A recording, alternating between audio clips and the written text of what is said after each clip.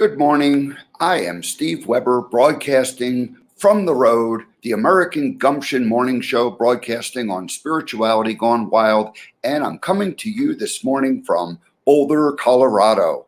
This is this is the third day I'm waking up in Boulder. I arrived here on Sunday night, and I did do a show on Monday. I just sort of talked about the 3-day adventure from traveling from California up to Boulder over Friday, Saturday, Sunday, and arrived about 9 o'clock.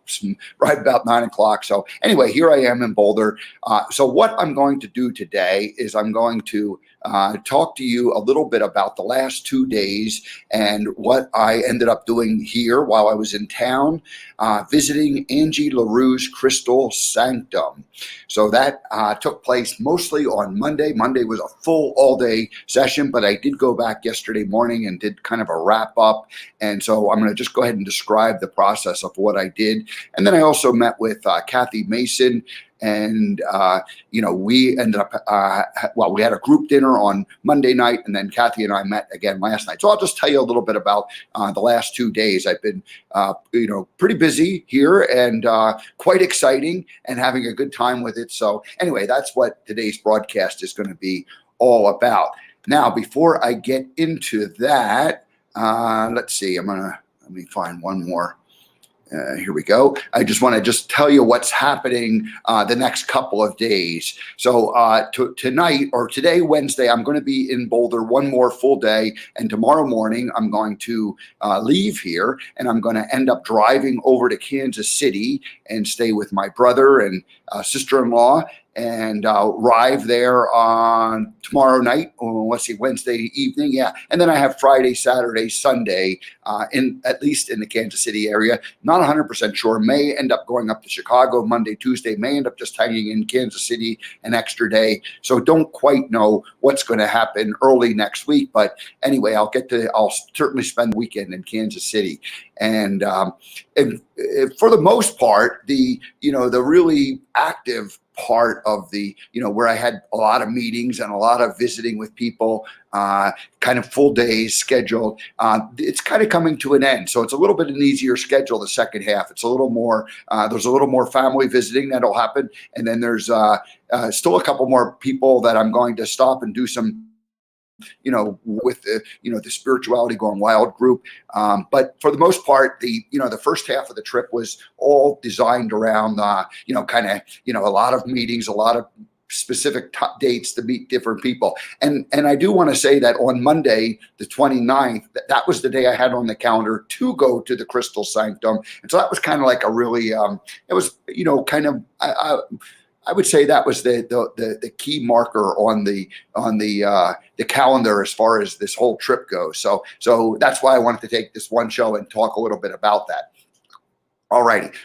But to finish and wrap up, I do plan to do a brief show tomorrow morning before I depart from Boulder, and then travel. And then Friday, planning to broadcast from Kansas City, regular time, and then probably same thing on Monday, Tuesday. Do some shows next week from the road at my normal time. So this is kind of the plan. I do have content that I've been saving and interviews that I've done that I haven't fully had a chance to really do a little bit of editing on, and so that I can bring those in. So that will be kind of coming up in the next week. Those kinds of wrap ups, and I'll just tease that this is kind of the intro to what I'm going to do. I have a lot of video. I have a lot of pictures. I have a lot of information on the 2-day visit to the Crystal Sanctum, to meeting Angie, and I have basically a whole show that I will do where it's a edited version of that whole visit. This is just going to be kind of me talking it through and giving you a kind of a quick tease of what it's all about. So that's the plan for upcoming, and stay tuned for that. It's going to be that'll be fun. So anyway, let's see here. Where are we in terms of what I want to do? I think I'm ready to move into the monologue portion. I just wanted to kind of open this up and let you know. And so anyway, it's all good. I see Bettina, thank you, Bettina. She says it's exciting to see you road tripping and still being able to broadcast live. Yeah. So last week I ended up doing a couple of live broadcasts, but most of them got delayed. I was on the West Coast and it was really tough to get it done. In mountain time, it's at 8 o'clock. It's kind of hard to wake up at 7 o'clock and broadcast, So anyway, thanks for being patient. As I get further east, it'll be easier to keep the regular schedule. So anyway, that's what's happening. So now it's going to be a short show, probably maybe 15 minutes. I'll go through this. I always say that, and then I talk for 20 or 25. But I just want to tell you about what happened basically on Monday and Tuesday when I went and met with Angie, because it was really, like I said, the kind of the highlight, or at least it was a major piece I wanted to focus on as I went. So on Monday, I arrived at the Crystal Sanctum at about 11 o'clock, and I'm the motel I'm staying at just about 7 or 8 miles away, so it's just a short little drive over to in Boulder, where Angie's studio or Crystal Sanctum is located. So I walk into the place. And, I had seen it on I've interviewed her 3 times, and so I've kind of had a feel for what it was going to look like. But it's always real. Again, it's different face to face, or actually being in a place is much different than the experience of just seeing photos or videos of it. So anyway, as we got together, it was a little bit of nervousness. I mean, I felt like I knew Angie pretty well, but still, until you settle down. So we just had kind of a nice little conversation for the first 15 or 20 minutes, just to sort of get to know each other and, let the energy level kind of calm down as we were doing it. The first real thing that happened was she has this giant crystal bowl. It's probably 18 inches in diameter and 18 inches high. It's huge, kind of a white, white color, opaqueness to it. And this bowl, this crystal bowl, she ends up, we can kind of gong on it, but she also starts rubbing the top thing, and it's vibrating, and it's huge, and it's vibrating at 512 hertz. And that is the frequency of love. I don't know who figured out the frequency of love, but 512 hertz is the frequency of love. And so anyway, this thing is vibrating, and I'm like right in front of it, and getting this whole big, and it's like vibrating through your whole body. So that was kind of that was like the first exercise we did, and she talked through it, and we did a little bit of meditation, and so anyway, we're in that presence of that. Then the next thing we did was she had a gong, and I don't know what the hertz of that was or what, but basically she had me stand in front of the gong, gives it a little whack, gong, and now she's able to sense the vibration and the waves as it emits from the gong, and as it goes and passes through my body. And she's somehow energetically able to sense, the I don't know if you call it the speed of the wave or what, kind of like a radar or some kind of a thing. But anyway, and so that was, that was a little bit of a kind of a testing that she was doing, getting her vibrational tuning to my own vibrational tuning. And so these were all just exercises that she did to kind of get me in the mood, to get her tuned into what was happening in terms of what was going on with me. And so that was the beginning. And then we, I wrote a blog post, several weeks ago about tuning the vibe meter and, getting my sensitivity up. And this is what these exercises were really designed to do, is to kind of get me tuned into vibrational frequency.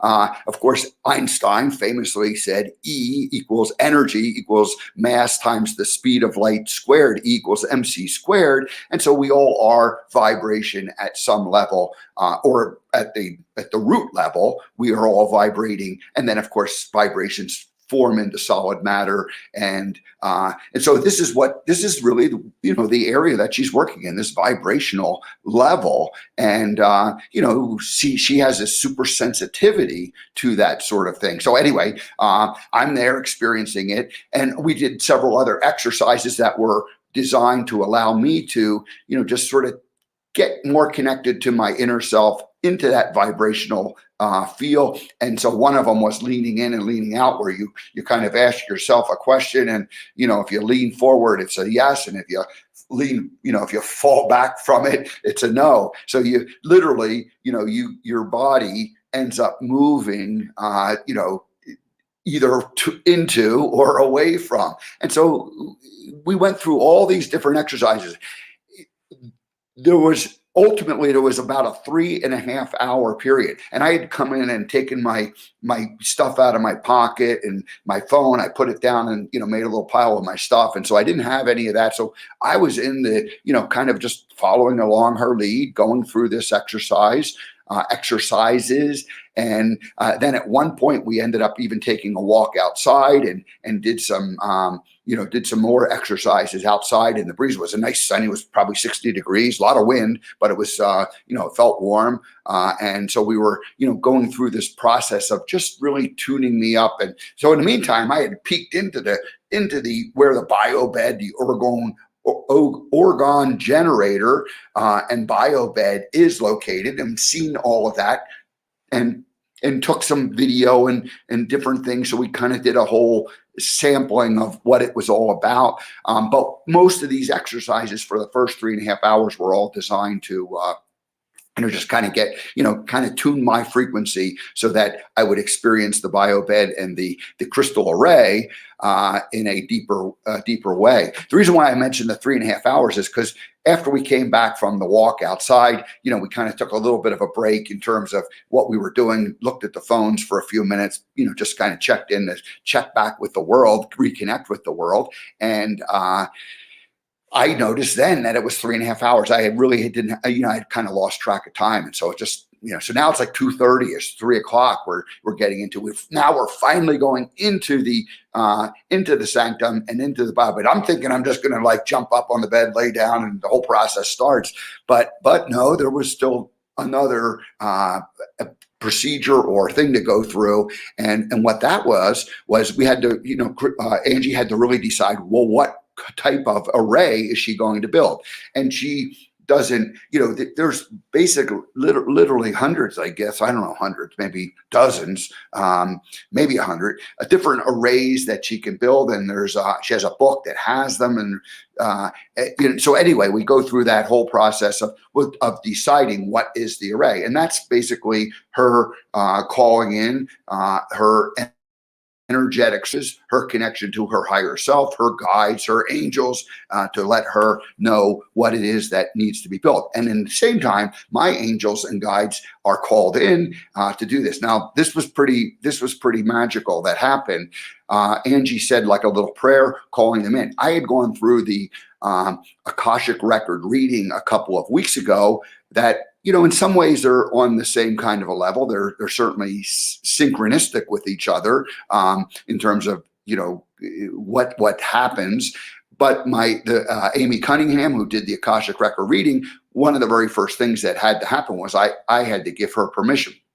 And so, I had to give permission for her to access my Akashic records. So as Angie concludes her little prayer in which she's calling in her guides, and she's asking her spirit guides to connect with my spirit guides, I had a little bit of an inspirational moment where I said my own little prayer, and I said, I want to call in my angel guides and my higher spirit connections to work with Angie's, and that I give permission to Angie to proceed in whatever way she believes. And Angie was, she was kind of surprised and delighted that happened. But then she said she could see all of my guides and angel guides coming, and she said that when I said that, they all went and started clapping. And so the message was that maybe I could talk to my spirit guides a little more often, because I was making a connection with them, and they were actually pleased that this was going on. When she told me this, I mean, I literally had a chill run down my body. So if you believe in these kinds of things, if you believe it's possible to connect your energy and then this is what was happening. This is what we were doing inside the crystal sanctum, and it was quite. So it was great. So, and again, I'm going to do a longer video on this in which I have interviews and talking and pictures. And so, but that needs to be edited. So I just wanted to give you the quick version today. So now we have the guide, and was, I'm becoming was the actual, I'm becoming was the actual array that was going to be built. And it was like kind of an M. So there was like, on two sides of my body, it goes up and then it turns back and comes down to the point, just like an M does. This was the array that she built with her crystals, and the point came right on my heart is where it was. So I'm laying down on this, and she builds this crystal array around my body. And I have photos. I have a couple pictures of the when I was in the meditative state with the array built. And what happens with the crystals is, so first of all, there's this bed which has all these crystals in it, and that's the Orgone Generator Bio Bed. And so all this massive energy from these crystals is coming up. And a crystal, crystal 101 is basically they're rocks is what they are, but they're all kinds of specialty. They're different rocks. They're not specialty rocks. They're just different minerals, different, anyway. So they emit energy. And if they're pointed, like if they're like a pen or a pencil, like a rod, they emit energy out one way. So energy goes out from it. And this can all be measured with scientific equipment. Sensitive measuring devices can measure all this. But in Angie's case, she's a master crystallologist. She's energetically feeling this, and she has this ability to really tune into it. And I'm like, she's trying to get me to turn up my sensitivity dial along the same way. So anyway, the crystal bed, so I'm laying on top of the bed, which is emitting all this energy. And then you build the array, and it basically points the energy in a certain direction, which comes back, into my heart. So all this energy is happening around me, and I can feel it. It's not like feeling like you're, vibrating crazily, but if you get sensitive to it, you can really start to feel this. In fact, when she opened up the bed the very first time, it was almost like waves of energy were coming out. It was like almost like a breeze I could feel. So it's quite, it's quite a fascinating place and great experience. During I'm going to guess it was probably about a half hour that I was on the bed with the crystal array built.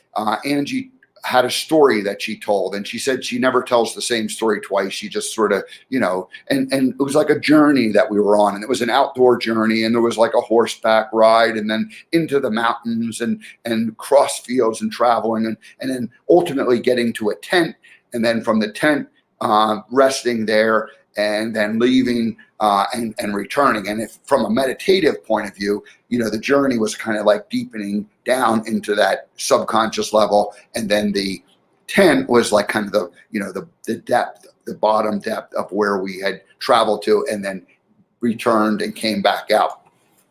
After the experience was all done, Angie and I sat up and we did a bit of a debrief. She doesn't want you jumping up and running around, but it's sort of a meditative state. You want to come out slowly. And then a friend of hers who we had talked about, he came by and he did an interview, and I put I set up my camera, and so he basically interviewed me on terms of the experience. And so I talk a lot about this, and it was about a half hour interview. And again, I want to edit that and incorporate that all in. So after that, we went to dinner. Angie Garr, who was the gentleman who came over, and then Kathy Mason, we met there. So the four of us had dinner on Monday night, a couple of hours sitting there. It was about 9 o'clock, 9:30, left the restaurant. I get home about 10 o'clock. So I was there all day. I was pretty wiped out at that point. I had learned a lot. And at some point I was like, oh my God, I can't take anymore. I mean, I was on, I was filled up in terms of ability to take all this in. So that was Monday, came to an end. And so I came back and slept. I woke up early enough thinking I might do a broadcast. And basically I was already scheduled to go back and meet Angie at 10:30. Wasn't even sure what that was all about, what was going to happen. But I knew that I didn't want to broadcast yesterday just because I needed a chance to kind of get my wits about me. So I took, yesterday I did not do a live broadcast, but just sort of rested. And then once I decided not to do the broadcast and made that decision, then it became obvious I needed to go back and meet with Angie one more time.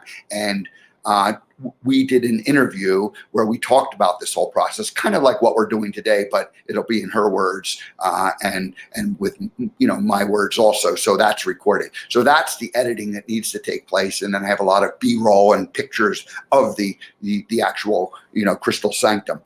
Alrighty, so that is. That really, so that interview, I got there 10:30, and at 11:45 I left, and she had a busy, afternoon schedule. I came back to the hotel then yesterday, and I was pretty wiped out from all of that energy moving and all of the experience of it. It felt good, but I knew I needed to, just let it sink in and not necessarily go off running around trying to do something else. So I just kind of chilled out yesterday afternoon, and then I ended up watching a lot of the videos that I had made the last that from the day before, and began the process. Okay, how am I going to turn this into a story? So then last night I went and met with Kathy Mason again, and now Kathy became Debbie G and Kathy met somewhere in the fall. I had already been broadcasting on a regular basis, but Kathy started working with Debbie and the Spirituality Gone Wild group. And she's been doing her own broadcast for 2 years, conscious business development. But her and I had a chance to have a nice dinner last night and just a one-on-one talk about things. And I explained the whole Gumption vision, and we had not ever had a chance to really talk about that. So it was just a great day that way. So that really is it. That's what's going on. Tonight I'm gonna. The plan is to meet nephew Jake and Callie for dinner somewhere in Denver. So we'll just see how that works out. The rest of the day, I have a chance to get my digital files a little bit in order, because I just collected a bunch of stuff the last week and a half and haven't really had enough time to, start getting things organized. So I have several interviews that need to just be processed, and then I can, play them during a live broadcast in the next couple of days, in the next week as I make my way back. The idea would be to wrap up all this by the time I get home, and have all these broadcast things shown. But the next week is going to be less traveling or less miles, and there'll be some miles that I have to put in, but it'll just be easier days as far as full travel days, like that 3-day travel day, Friday, Saturday, Sunday. That was like that was the monster thing. And like I said, Monday was that day I had on the calendar meeting Angie that I was really looking forward to, and so just went through that experience. So that is really it. It was just a great trip, and stay tuned for the full broadcast. I'll give you a day or two notice for sure of when I actually broadcast that. So but wanted to check in from the road and let everybody know what was going on. Appreciate the fact that people are following and enjoying this, and in fact I got a message from Jeff Carlston just earlier. I noticed it just earlier when I got up, and he's like, "Oh, if you're in Colorado," and I'm like, "I'm in Colorado. I think I'm about an hour away from." So maybe I'll go see Jeff today. We'll just see if that works out. Alrighty, that's it. Have a great day, everybody. We will see you. We'll see you again tomorrow morning.